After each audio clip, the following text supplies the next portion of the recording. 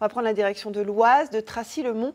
Et on va vous parler d'une association assez incroyable. C'est l'association pour le musée des brosseries de l'Oise. Bonjour Serge. Bonjour. On en parle beaucoup, on connaît, on sait que l'Oise a été quand même un territoire où on a fabriqué. On avait des usines de brosserie. Aujourd'hui, vous essayez de mettre en valeur un petit peu tout ce patrimoine. C'est ça avec l'association? Oui, c'est ça. Avec l'association qui existe depuis 34 ans, on collecte ce patrimoine. C'est-à-dire que ce sont des objets de luxe, de la brosserie fine, ce qu'on appelle la brosserie de toilette en fait. Et depuis une trentaine d'années, cette association collecte, et préserve et valorise maintenant avec des actions qui sont pédagogiques. On a un musée ambulant, par exemple, où on va dans les écoles, dans les bibliothèques pour présenter des collections anciennes et d'un foyer majeur de la brosserie fine du milieu du 19e siècle jusqu'à la guerre de 14. C'est ça, ça a commencé 1845 c'est ça, exactement. à Tracy-le-Mont. C'est ça, ça, une histoire ouais. assez incroyable qu'on peut apprendre en allant voir ce qui est pour l'instant le musée de la brosserie de l'Oise. C'est ça. Pour l'instant, c'est un mini-musée qui demande à agrandir.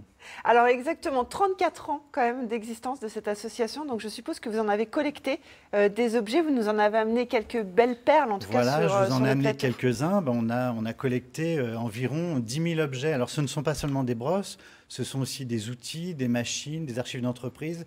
Et on fait aussi une collecte de mémoire. C'est-à-dire qu'on enregistre les brossiers qui témoignent de leur savoir-faire.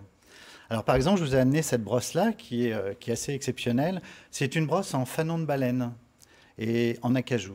Ah oui. Donc voilà, c'est une brosse assez rare. Donc à l'époque, les brosses, je le disais tout à l'heure, c'est un produit, non pas luxe, mais on n'est pas dans la brosse très populaire du tout un chacun. On est dans le produit vraiment de haut de gamme. C'est-à-dire qu'on avance à la fin du 19e siècle, on est dans le courant hygiéniste de Pasteur, donc au fur et à mesure des années, on va voir la brosse rentrer dans le quotidien des Français. On voit quelques images, ça fait partie des collections, c'est ça? Ça fait partie des collections, donc vous pouvez apercevoir des brosses très différentes, des brosses à cheveux, des brosses à habits, des brosses à moustaches, des brosses à cils, des brosses de bain aussi. Je trouve que c'est vraiment beau à regarder. Vous nous avez amené aussi des petits échantillons. Là, par exemple, on a la brosse à dents aussi. C'est assez incroyable, c'est juste sous mes yeux. Donc ça, c'est une qui date du fin 19e, fin 19e siècle, fabriquée à Tracy-le-Mont par le brossier Charles Le Naine, qui a employé jusqu'à 2000 personnes dans un village où il y avait 2000 habitants à la même époque. C'est un peu plus large. Elle est en os. Ah, ça fait toute votre dentition. Voilà. Alors vous savez que les brossiers entre eux racontaient que pourquoi ces brosses sont aussi grandes. Bon, c'est vraiment un humour d'ouvrier d'atelier, mais ils disaient c'est parce qu'ils ont des grandes gueules. C'est pas mal. Et ça, c'est ce qui est toujours fabriqué Alors ça, c'est vraiment la dernière brosse fabriquée toujours dans l'Oise par la brosserie française. Et c'est une brosse très moderne puisqu'elle est recyclée et recyclable. Exactement. Alors, juste pour qu'on voit l'évolution, donc vous nous avez dit c'est de l'os. Les poils, c'est quoi comme matière? C'est de la soie de porc. C'est de la soie de porc. Et alors là, on a tout de suite des choses, des matériaux composites tout à fait modernes. Voilà, c'est ça. Donc là, on a une centaine d'années d'écart d'aujourd'hui. On a quoi, un siècle d'écart entre ces deux brosses à dents? Même plus, sûrement. Même plus que ça, ouais. Bon, alors ça, c'était pour la présentation des objets, mais vous êtes là pour nous parler d'un grand projet, Serge, parce qu'il y a plus de 70 membres aujourd'hui dans cette association.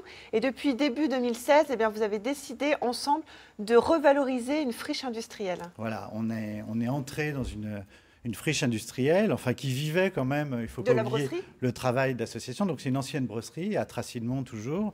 Et dans cette brosserie, on compte faire la Cité des Brossiers. C'est déjà une nouvelle association qui est née. Et c'est en fait la fédération de plusieurs associations locales, comme Tracessi, qui fait de la culture vivante en milieu rural, des concerts, des expositions, etc. Tracy Environnement, qui propose là des projets pédagogiques. On compte bien faire des jardins conservatoires, le jardin des Brossiers sur ce site. Et nous, on veut créer notre musée de la brosserie de l'Oise sur ce site, mais en attendant, on organise des chantiers participatifs parce qu'on reprend un bâtiment qui est brut. Exactement, donc ça veut dire qu'on peut devenir bénévole. Jusqu'à présent, il y a déjà eu 200 heures dans les chantiers par 75 bénévoles. Alors, c'est pas 200 heures, c'est depuis le mois d'avril, c'est 2000 heures de ça bénévolat. Changé, voilà. Ah oui, 2000, pardon, 2000 j'ai bien zéro. Et au fur et à mesure des mois qui se sont écoulés depuis le mois d'avril, on a mobilisé 75 personnes qui sont venus donner des coups de main. Et ce n'est pas seulement les chantiers participatifs, le défrichage, l'abattage de cloisons, c'est aussi monter des dossiers, rencontrer les élus, les acteurs culturels de la région pour ce projet qui est vraiment un projet d'économie sociale et solidaire. Alors à l'intérieur, il va y avoir plusieurs expositions, plusieurs salles, c'est ça? Vous avez vraiment un immense projet, enfin, c'est très gros, quoi. C'est un projet où on veut proposer du tourisme de sens. Donc le tourisme de sens, c'est pouvoir accueillir des groupes qui vont loger sur place avec un gîte collectif, qui vont pouvoir manger évidemment, et puis profiter des animations qui seront proposées par les différentes associations, que ce soit Tracy Environnement, Tracessi ou l'association pour le musée des brosseries de l'Oise. Vous voulez vous engager aussi dans une démarche de développement durable, on est bien d'accord. C'est exactement ça. Exactement. Alors, juste un petit mot, parce que le projet est en cours, vous travaillez dessus. Mais alors, pour les plus chanceux, si vous allez, non pas à Tracy, enfin pas la même adresse que le musée actuel, ce dimanche... C'est pas le musée, mais dimanche prochain. Ouverture exceptionnelle. On profite en fait du marché de Noël du village pour ouvrir notre futur musée comme un musée de préfiguration, mais ça permet aux visiteurs de découvrir le site et on va leur présenter quelques collections comme cette brosse en écailles de tortue par exemple. Eh ben super, merci beaucoup Serge d'être venu sur le plateau pour nous présenter ce projet. Bien sûr, vous avez toutes les informations sur le site internet. Si vous voulez devenir bénévole, si vous voulez les aider financièrement, si vous avez des idées, eh ben, je suppose que l'association est prête à tout entendre. Merci beaucoup. Le site Gontran. Absolument, Julie, ambo.fr avec de magnifiques photos. Voilà. Super.